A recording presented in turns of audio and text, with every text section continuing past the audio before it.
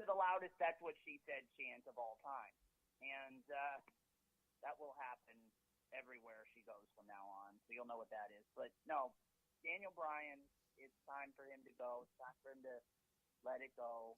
And I think the fans understand that, or hopefully understand that. And hopefully we won't have another Royal Rumble next year where everyone thinks Daniel Bryan's going to come out, because it's just not going to happen. See, that's why I just let you talk, because I missed that whole thing. I think I wanted to be more like organic, me not knowing that he was retiring and actually seeing it. Plus, I just was dead tired. But my next question will be, with that being said, and if this is true, because I've seen a lot of people were calling it the Mark Henry, thinking maybe he'll pull the whole celebration of like they did of Mark Henry, and then Mark Henry gave John Cena probably the most painful World's Strongest Slam out of nowhere.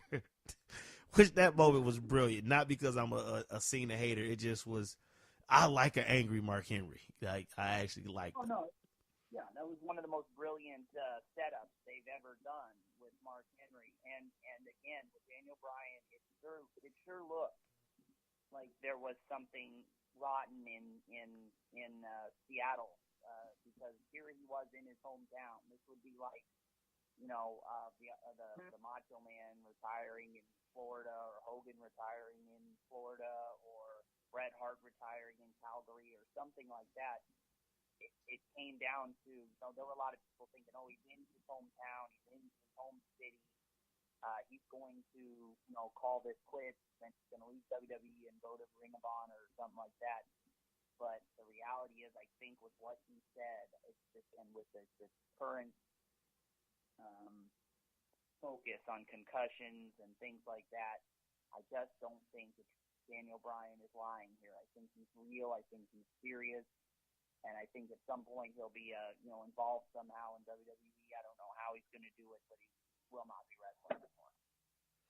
Yeah, and that just leaves such a big hole now, because we know, if you don't know by now, those of you who kind of switched the channel when we started talking about wrestling, and those of you who tune in when we start talking about wrestling, wrestling has offered us a very crappy product of late, because they're scared to put their faith in younger talent. That's why we do have a 50-year-old champion outside of Brendan theory of that's the only way you can destroy the authority, which I totally agree. It made me change my perception on Royal Rumble, because I was hot. I hijacked your show. I was so hot. Like, I needed an outlet to talk. You were frustrated, and rightly so. Look, a lot of people were mad.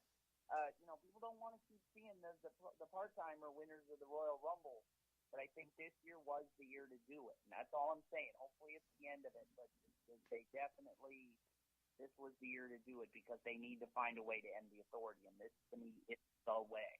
And with Daniel injury, that does take away the hope of us getting him at Mania or down the road to WrestleMania. Make sure you guys check out Brandon Critter and the Critters Den Road to WrestleMania weekly recap, as he's leading you up to the road to WrestleMania at the Jerry's house. Please check that out. But as we get on the road to WrestleMania, dude, it's a lot of holes. I heard someone say, well, Fastlane card already looks terrible. What could you expect anyway? Fastlane was terrible last year. Mania was good, but Fastlane was terrible.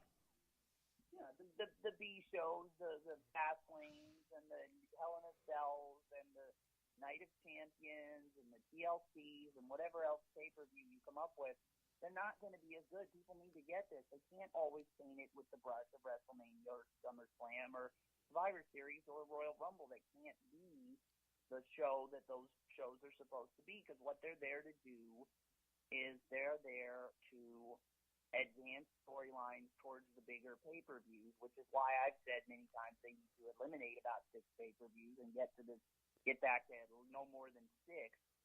But also, they now are on the WWE Network for $9.99 a month. They're not $25. They're not $35. They're not $45. Whatever it is. So again, people are not paying as much to watch these shows, and so people should have a little bit of a lower standard for this stuff. as for as far as Fastlane is concerned, I think there's some interesting stuff going on, but because of the wrestling culture we live in today, we already know what's going to happen. We already know who's going to win what, who's going to do this, who's going to do that, and obviously everybody is. I don't like to talk like this, but I'll do it here.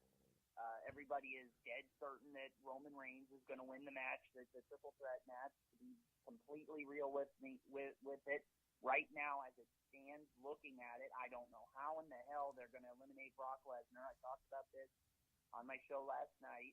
I don't know how they're going to eliminate Brock Lesnar. They made Brock Lesnar look untouchable last night because they had Dean Ambrose come out to confront him. And Brock Lesnar pretty much beat the living shit out of Dean Ambrose.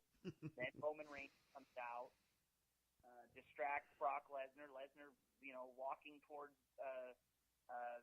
Roman Reigns, who's coming out very slowly. He wasn't running out; he was just walking out very slowly from the regular entrance, not from his usual through the crowd. That was different. That was about as different as Ryback not wearing the singlet last night. And then, he did it the first time.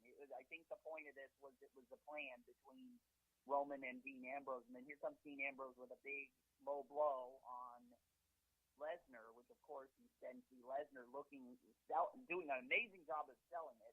Best sell job I've seen Lesnar do in forever. Looking like finally looking like the bully that got attacked or got caught. But in reality, was that really the only way for Dean Ambrose and Roman Reigns to get Brock Lesnar? And that's what I'm afraid of. He looks way too strong right now. And at the risk of going against my usual try to keep it to the fans' perspective, now the only way they're going to get Lesnar out of this match is if the Wyatt family or someone gets involved who isn't Roman Reigns or Dean Ambrose. Somebody else is going to have to be involved in this match, and that's going to piss off the fans. Because at the end of the day, I think, and that's what has to happen, because that's why Brock Lesnar to me is something of a burden, because he puts them in bad booking situations because he is too strong for anybody to beat a lot of the time. And they put him over that way on Raw with the way JBL announces him, the way Michael Cole announces him. He's just put over way too strong sometimes, and it's not possible to beat him without using some kind of chicanery. And at the end of the day, he's a heel. He's not supposed to be the one that gets attacked from behind or gets cheated. He's supposed to be the one that does the cheating, or that is too tough or whatever. So I just don't see it. That's my little issue with Lesnar. But I think he was better last week, but they went back to him being too strong again. I think agree. First of all, I agree that that's the only way you can eliminate him. I have two things. If I was to put my guess, either Dean turns heel, if there is a such term anymore, or you set up Brock versus the black sheep from the Wyatts, because with all the injuries, you have to go ahead and push the Wyatts. And I seen something in the Royal Rumble. Brock came in, he cleaned house. He suplex, but he couldn't get Strowman. Right. And that exchange, due to my years of watching wrestling, led me to the idea of this is where they're going with this. Right. Am I ready to see that match? I'm not sure, because I haven't seen enough moves from Strowman. Like, I know what Luke and Eric can do. For those two to be so big, those two can move. I haven't seen enough from Strowman to know how good he moves. Right. So that's what I got. I just hope that they continue down where they're going and starting calling people up and actually utilizing. Once again, I'll promote these guys again. The Social Outcast is brilliant. It's funny. It takes a little of the heat off of the New Day. It's comedy relief. That's something that's been missing a little bit with Santino being gone. Same thing with the Goldust and R-Truth. That's a nice comedy relief spot. We don't need too many. Let's stop it there. Yeah. Well, and another thing about that, about those groups, social outcasts, they call them, they're calling them Golden Truth. Of course, they haven't actually officially become a tag team yet because R-Truth is still weirded out by Goldust. But this is, and again, I talked about this on my show last night, this is WWE is in sore need of tag teams that have a chance of going after the New Day, because the New Day's out there constantly talking about being tag team champions. Yeah, but you're tag team champions with no contenders. And to some extent, yeah, you've added somebody, a team that's gotten a little more exciting with the Dudley Boys turning last night, becoming heels. But the reality is, how many teams do you actually have where there's would be a real concern for that team? And my answer right now is there's only, there's not that many. And you need to add in things like the Social Outcasts as a team, Golden Truth. You do need a team. You need a new face tag team, and Golden Truth would be a good one if they do actually get to the point where R-Truth and Goldust actually finally work together, because it feels like the old Goldust and Booker T thing they did back in the day. And that was very interesting and exciting and entertaining. So we could see that. But what I want to see right now is, there needs to be more tag teams more than anything else. What people fail to realize, and they need to gather up in their heads, just because a tag team is put together doesn't mean they need to make a title run, because we had, like back in the day, the Headbangers, which they eventually got it, but the Headbangers versus DOA. Just different groups that still had tag teams that still were spots where we don't have to get, I'm sorry, ladies, we don't have to have 3 diva matches. We don't have to deal with some of these other things, because tag team wrestling is a fun part of wrestling. Exactly. That's where Lucha gets it right with the trios title, because Absolutely. It's still a fun part of wrestling. As we get ready to wrap this up, Lucha is tomorrow.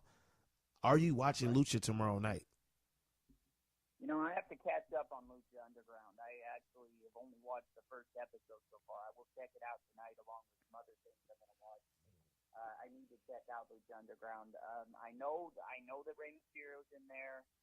I know that they've added some things based on reading on it, and I do need to see it again. But it's definitely a different style of show this time around. You have basically being run by Mil Muertes and Katrina and the Disciples of Death, and it's definitely a little more. There's definitely some interest. We'll have to see what happens with Mysterio. I said it before, and I'll say it on my show.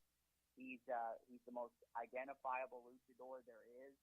So at the end of the day, he needs to be there. There's no doubt.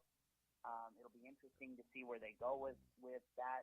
I want to see what they do with Prince Puma, having him come out last week and help out Ivelisse after she had the match with Muertes, which was kind of weird considering their biggest issue has been that people don't like the violence against women. So then you put a 300-pound champion in the ring with a woman. And I think their consistency is a little off. They're with what happened last year, and now they seem to have gotten away from Pentagon hanging out with them. Hero. Well, see, that's the thing. If you did you catch last season?